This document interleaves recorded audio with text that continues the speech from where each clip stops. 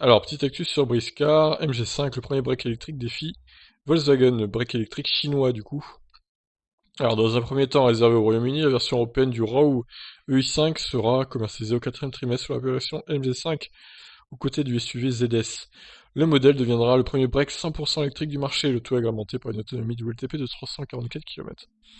Ouais, c'est quand même mieux que le SUV MG ZS EV, hein, clairement. Donc c'est pas mal. Alors, on va passer à l'intro. C'est clairement le premier break électrique, hein, donc ça c'est une bonne chose. D'ici la fin de l'année, le catalogue zéro émission de MG Motors s'enrichira d'un second modèle au Royaume-Uni, quelques mois après seulement le lancement du SUV compact ZS, également dispo en France, au prix d'accès de 22 990 euros. Déjà commercialisé en Chine sous le badge RAW EI5, le MG5 devrait embarquer une batterie lithium-ion de même capacité, soit 52,5 kWh.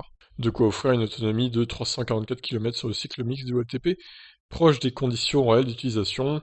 En matière de recharge, le constructeur n'a pas détaillé la puissance de chargeur embarqué, ni même le standard retenu pour la charge rapide. Pour rappel, le MGZS, qui accueille un accumulateur de 44,5 kWh, a droit à un chargeur de 7 kW et est compatible à 80 kW avec le standard CCS Combo.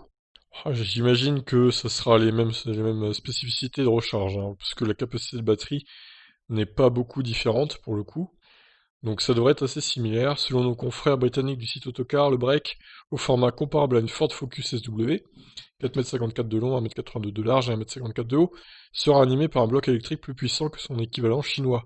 141 chevaux contre 114, avec une vitesse de pointe bridée électroniquement à 150 km/h.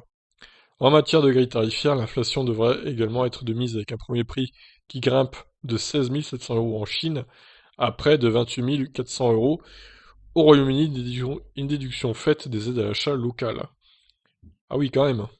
Ah, il sera clairement moins cher, enfin, il sera clairement plus cher que le MGZS pour le coup. Clairement moins abordable. À voir après si dans les autres pays européens ça sera la même ou pas, mais bon. Bon, l'avis. Alors, le coffre, justement, de 578 litres à 1456 litres, c'est pas mal. Le MG5 devance toutes les concurrences européennes, à commencer par le Volkswagen, dont la version de série du concept ID Space Vision et ses 190 km d'autonomie de portée ne devrait pas être commercialisée avant le second semestre 2021. Reste maintenant à savoir si le constructeur chinois réussira à s'imposer, d'abord au Royaume-Uni où il bénéficie encore d'une certaine popularité, mais aussi dans le reste de l'Europe. En attendant, la filiale française poursuit ses essais à domicile.